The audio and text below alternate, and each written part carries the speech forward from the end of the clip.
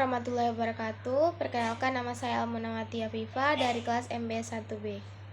Baiklah, di sini saya akan membahas tentang materi profil Provinsi Sumatera Selatan.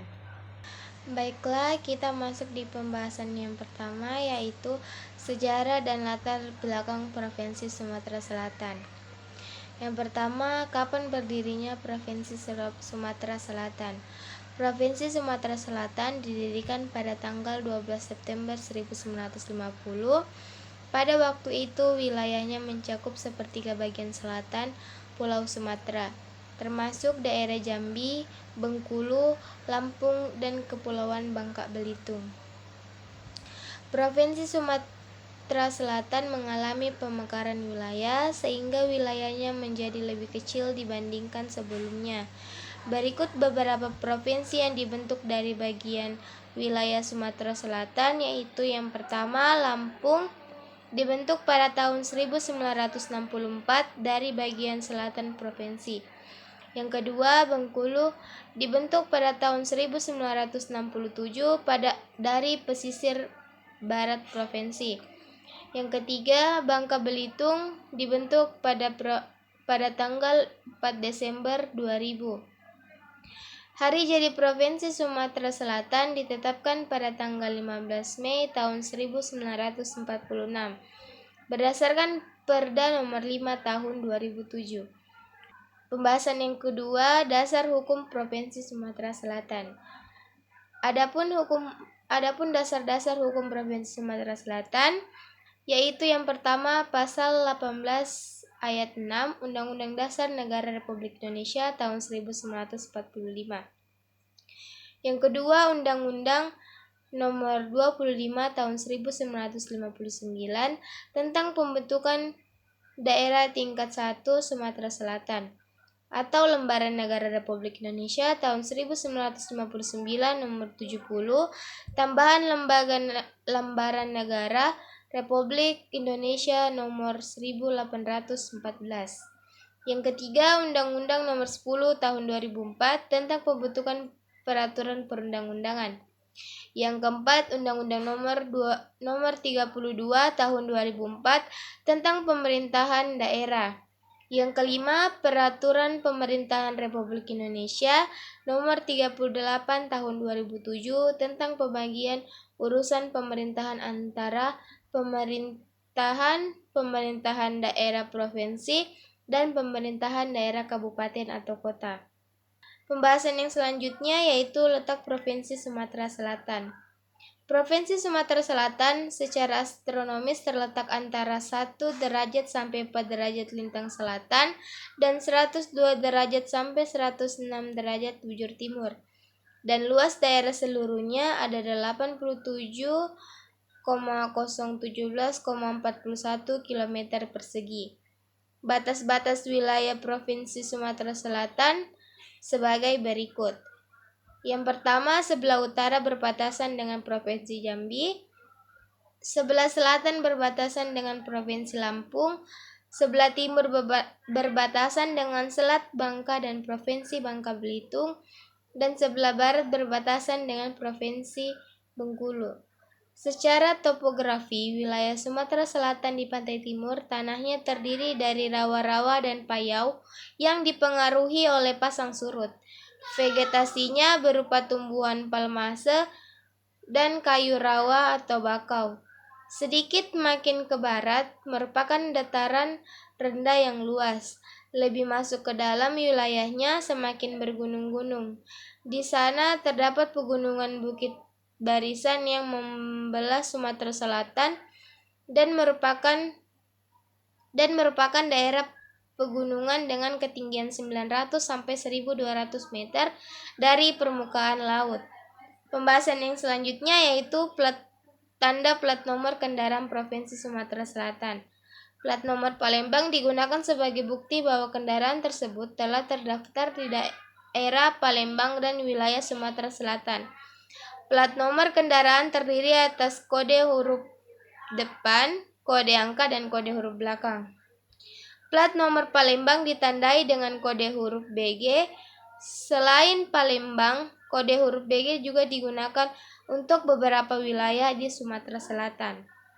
Pembahasan selanjutnya yaitu luas wilayah Provinsi Sumatera Selatan.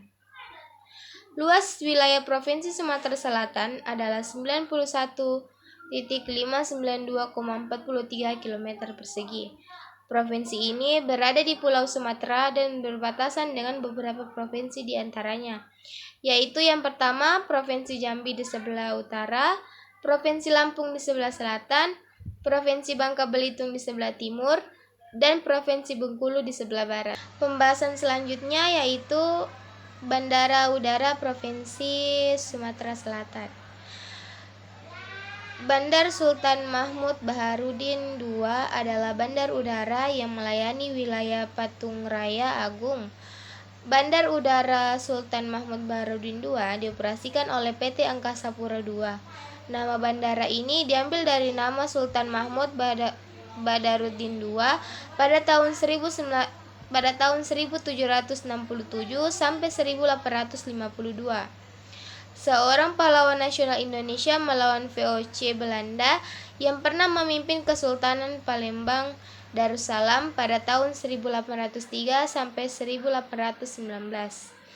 Panjang landasan pacu Bandar Sultan Mahmud Badarudin II berukuran 3.000 dikali 45 meter dengan permukaan aspal. Pada tanggal 1 Januari 1920, karena suatu hal sesi atas tanah perkebunan itu berpindah tempat kepada Palembang MG atau NP Palembang Maskapai. Tahun itu terdapat kabar pionir penerbangan bangsa Belanda dikepalai oleh Jan Pieterszoon Koen akan menerbangkan pesawat kecilnya Fokker dari Eropa di wilayah Hindia Belanda dalam waktu 20 jam terbang. Baiklah, selanjutnya yaitu Pelabuhan Laut Provinsi Sumatera Selatan. Pelabuhan Tanjung Api-Api adalah pelabuhan penyeberangan laut yang terletak di Kabupaten Banyuasin, kurang lebih 68 km dari kota Palembang, Sumatera Selatan. Pelabuhan ini menghubungkan Provinsi Sumatera Selatan dengan Provinsi Bangka Belitung. Tepatnya Pelabuhan Tanjung Kalian di Bangka. Pelabuhan penyeberangan Tanjung Api-Api dibangun sejak 2004 dan selesai pada 2007. Pelabuhan ini dibangun karena adanya usulan dari pemerintah Provinsi Sumatera Selatan sebagai pengganti Pelabuhan Penyeberangan 35 Ilir Palembang. Gubernur Provinsi Sumatera Selatan, Alex Noerdin, meresmikan pelabuhan ini pada pukul 10 waktu Indonesia Barat dan pada 11 Desember 2013. Pembahasan selanjutnya yaitu pahlawan Provinsi Sumatera Selatan. Yang pertama, Sultan Mahmud Badarudin II. Pahlawan dari Sumatera Selatan yang paling terkenal adalah Sultan Mahmud Badarudin II. Dikutip dari laman resmi Dinas Perpustakaan dan Kearsipan Kabupaten Kampar, ia adalah Sultan di Kesultanan Palembang Darussalam. Sultan Mahmud Badarudin II memiliki nama kecil Raden Hasan Pangeran Ratu. Dirinya naik tahta menjadi sultan di usia 37 tahun pada 2 April tahun 1804, menggantikan ayahnya yaitu Sultan Mahmud Bahauddin. Sultan Mahmud Badarudin II dikenal sebagai sosok yang mahir dalam segala bidang. Ia memajukan bidang agama, diplomatik, hingga pelayaran dan pertanian, melanjutkan dari masa pemerintahan ayahnya selama masa kepemimpinannya.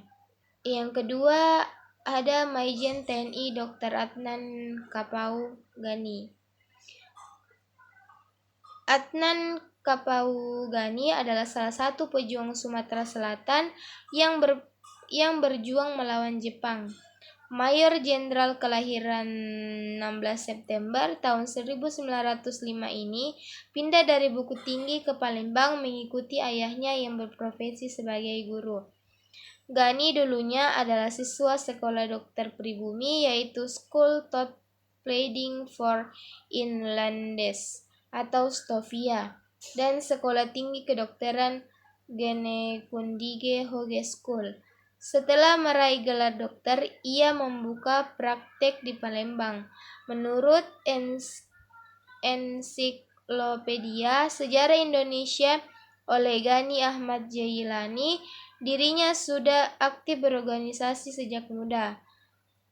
Adnan Kapaugani juga menjadi anggota pengurus Jong Sumatranenbon dan Jong Java hingga terlibat langsung dalam Kongres Pemuda Oktober 1928. Yang ketiga ada A.M. Talib. Menurut akun resmi Kesultanan Palembang Darussalam, A.M. Talib adalah salah satu pejuang yang ikut berperang melawan Belanda saat agresi militer II pada tahun 1948. Ia juga menolak ajakan Dewan Banteng untuk memutuskan hubungan dengan pemerintahan pusat. Di umurnya yang ke-17, ia sudah menjabat sebagai Wakil Ketua Pemuda Sumber Karasidenan Palembang pada tahun 1939. Pada saat yang sama, dirinya juga menjadi anggota Direksi Koperasi Setia yang merupakan koperasi terbesar di Palembang. Pejuang kelahiran 23 Februari 1922 tersebut juga menjejakkan kaki di dunia politik. Ia pernah menjadi anggota gabungan Partai Politik Indonesia serta sekretaris Majelis Daerah dan Wakil Ketua Partai Parinda pada tahun 1939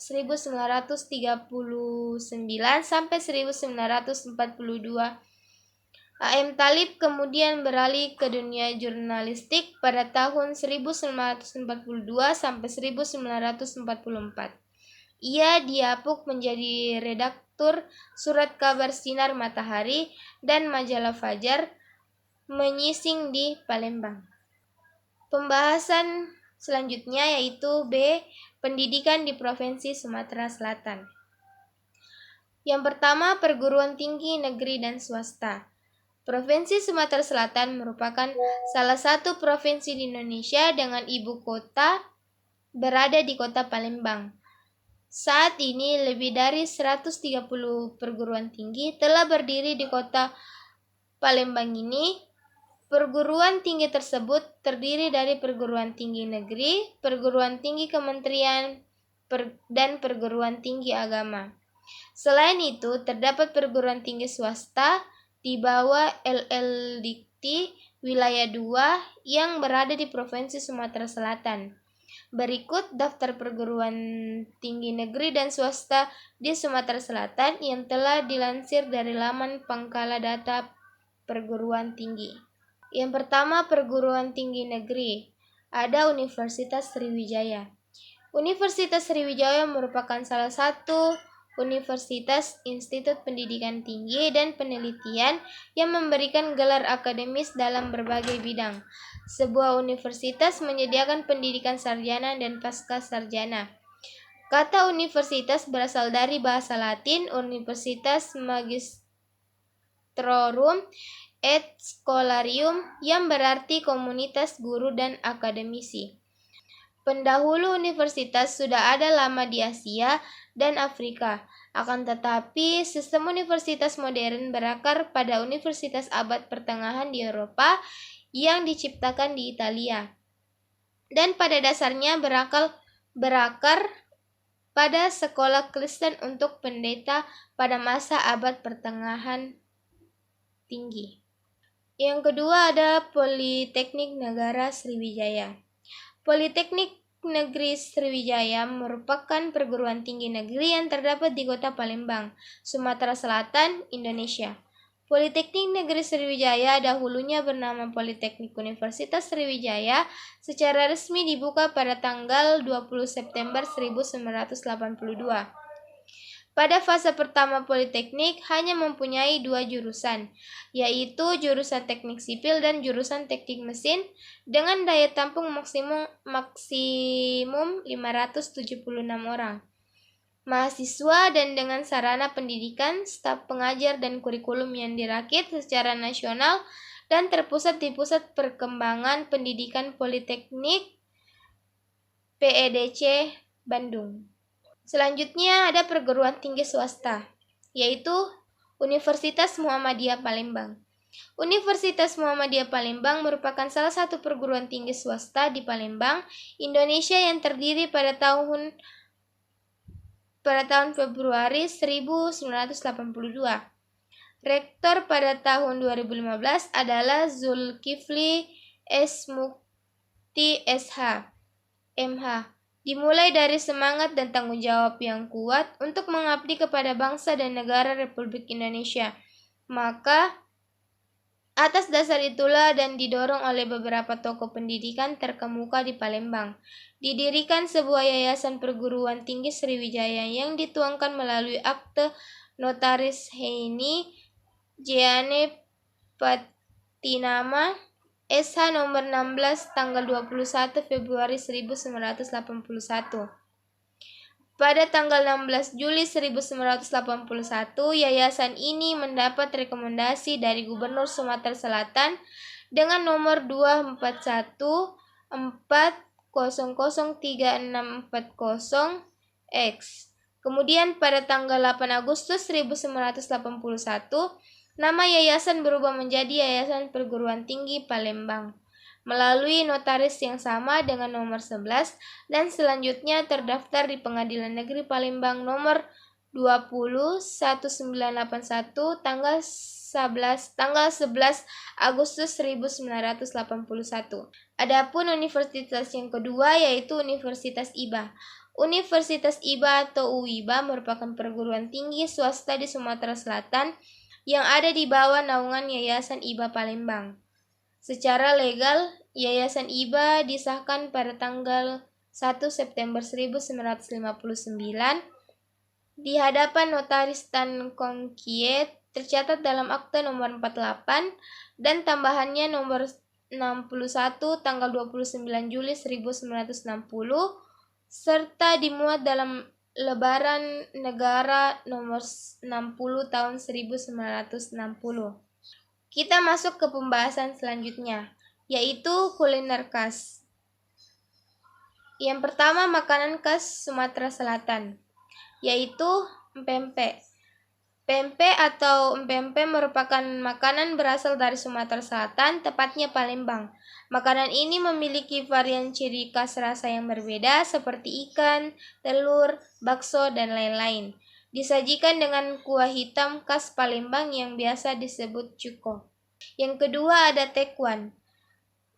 Tekwan adalah makanan khas Palembang yang terbuat dari campuran daging ikan dan tapioka yang dibentuk berupa bulatan kecil-kecil dan disajikan dalam kuah udang dengan rasa yang khas. Biasanya pelengkap tekwan adalah sohun, irisan bengkuang dan jamur, serta ditaburi irisan daun bawang, seledri, dan bawang goreng. Tekwan berasal dari kata berkonteks samo kawan, yang dalam bahasa Palembang artinya duduk mengobrol bersama teman, atau dari bahasa Hokkien yang secara homofon mirip Taiwan. Yang ketiga ada mie celor. Mie celor adalah hidangan mie yang berasal dari kota Palembang, Sumatera Selatan, Indonesia. Kata celor dalam bahasa Melayu Palembang bermakna direndam ke dalam air panas, kemudian mie dicampur kuah santan dan kaldu udang yang kental dan gurih dan disajikan dengan pelengkap seperti telur rebus, toge, dan kucai. Ukuran mie yang digunakan lebih besar daripada mie pada umumnya, seperti mie Aceh atau udon dari Jepang. Selanjutnya yaitu pariwisata. Yang pertama, objek wisata. Sumatera Selatan adalah salah satu provinsi yang ada di Indonesia yang terletak di bagian selatan Pulau Sumatera. Provinsi yang beribu kotakan Palembang ini secara geografis memiliki letak yang berbatasan dengan beberapa provinsi lain seperti Jambi di sebelah utara, Provinsi Lampung di sebelah selatan, Provinsi Kepulauan Bangka Belitung pada sebelah timur, dan Provinsi Bengkulu di sebelah barat. Sumatera Selatan juga mempunyai beberapa tempat wisata yang unggulan dan termasuk beberapa wisata favorit Indonesia.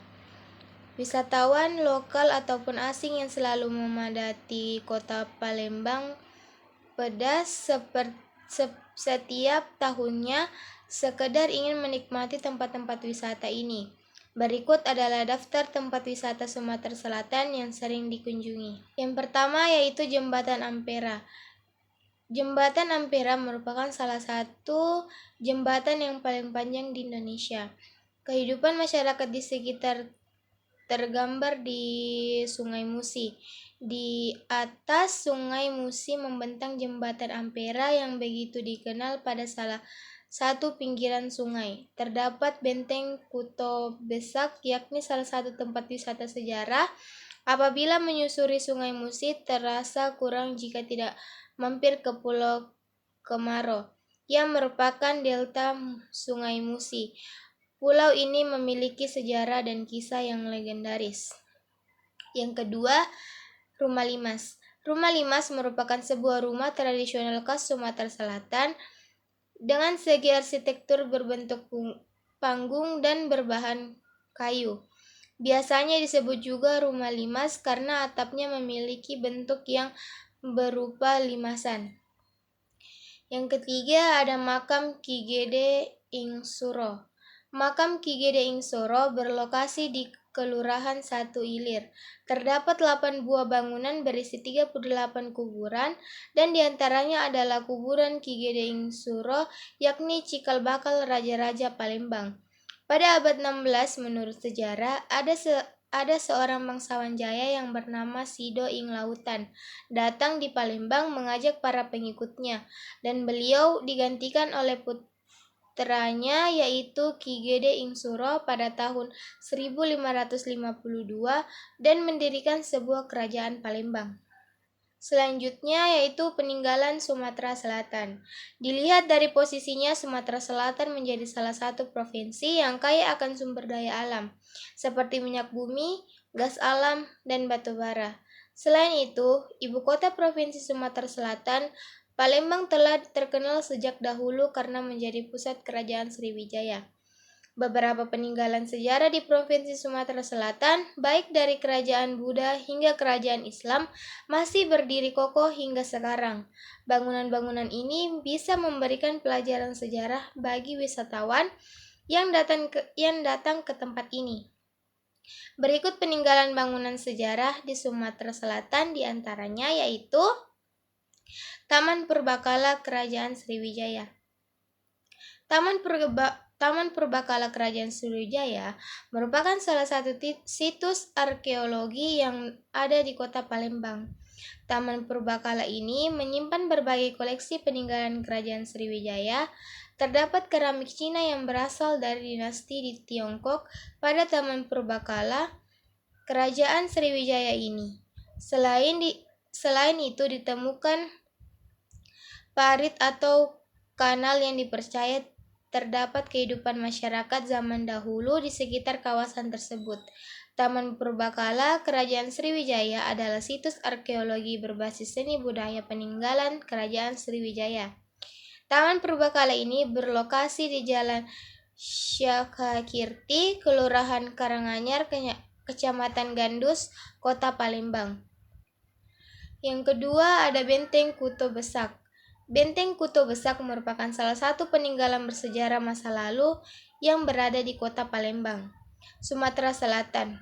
Lokasi Benteng Kuto Besak berada di tepian Sungai Musi, tepatnya di Jalan Sultan Mahmud Badarudin. Pembahasan yang selanjutnya yaitu tentang seni dan budaya. Yang pertama, tarian tradisional. Tarian tradisional di Sumatera Selatan, diantaranya yang pertama, Tari Gending Sriwijaya. Tari Gending Sriwijaya adalah gerakan tari kolosal peninggalan dari Kerajaan Sriwijaya. Dahulu, tarian ini hanya dipintaskan oleh orang-orang kalangan kerajaan untuk menyambut tamu-tamu kerajaan. Namun, kini tarian Gending Sriwijaya sudah lebih luas dipergunakan, bahkan dipentaskan oleh masyarakat Palembang pada berbagai hajat. seperti pertemuan instansi pemerintahan, pernikahan, sampai berbagai perhelatan budaya. Yang kedua ada tari tanggai. Tari tanggai merupakan salah satu tarian tradisional yang berasal dari Palembang dan berkembang di seluruh Sumatera Selatan. Pada abad ke-5 Masehi, tari tanggai merupakan tari persembahan terhadap Dewa Siwa dengan membawa sesajian yang berisi buah dan beraneka ragam bunga. Materi selanjutnya yaitu pakaian adat di Sumatera Selatan. Yang pertama, pakaian adat Ayesan Selendang Mantri. Ayesan Selendang Mantari dulunya merupakan pakaian yang dikenakan oleh para menteri dan adipati. Pakaian adat Sumatera Selatan, anak laki-laki berbentuk selendang panjang yang cukup untuk dililitkan di sekitar tubuh, memberikan kesan mewah saat dikenakan sejatinya. Ayesan ini juga merupakan peninggalan Kerajaan Sriwijaya, namun saat ini lebih dikenal sebagai pakaian anak laki-laki yang khatam Al-Quran. Selain itu, alat musik tradisional seperti tanjidor juga akan dimainkan untuk menyanyikan lagu daerah Sumatera Selatan pada acara khatam tersebut. Yang kedua ada pakaian adat Kodong Kajang. Kodong kajang adalah kain yang digunakan sebagai penutup bagian bawah tubuh pria. Kain ini dipakai di sekitar pinggang dan biasanya terbuat dari bahan yang kuat dengan motif khas dari Palembang. Kodong kajang melambangkan ketegasan dan kewibawaan. Dalam konteks sosial, penggunaan kodong kajang menunjukkan status dan kedewasaan seseorang. Yang ketiga, pakaian adat Banyuasin. Baju adat Banyuasin cenderung didominasi oleh warna yang lebih gelap seperti hitam yang dipadukan dengan warna kuning keemasan. Kombinasi warna ini memberikan kesan elegan dan mewah, mencerminkan status sosial pemakaiannya. Pakaian ini biasanya dilengkapi dengan berbagai aksesoris yang memperindah penampilan, seperti mahkota, bunga cempako, kelapos tandan, dan kembang goyang. Selain itu, baju ini juga sering dipadukan dengan kain songket yang memiliki motif napan perak. Materi selanjutnya yaitu identitas daerah Sumatera Selatan. Adapun identitas daerah Sumatera Selatan meliputi 1. Letak. Sumatera Selatan terletak di bagian selatan Pulau Sumatera, berbatasan dengan Provinsi Jambi di utara, Provinsi Kepulauan Bangka Belitung di timur, Provinsi Lampung di selatan, dan Provinsi Bengkulu di barat. Yang kedua, ibu kota. Ibu kota Sumatera Selatan adalah Kota Palembang. Yang ketiga, sumber daya alam. Sumatera Selatan kaya akan sumber daya alam seperti minyak bumi, gas alam, dan batu bara. 4. Sungai. Sungai Musi merupakan sungai terpanjang di Pulau Sumatera dengan panjang sekitar 750 km. 5. Suku.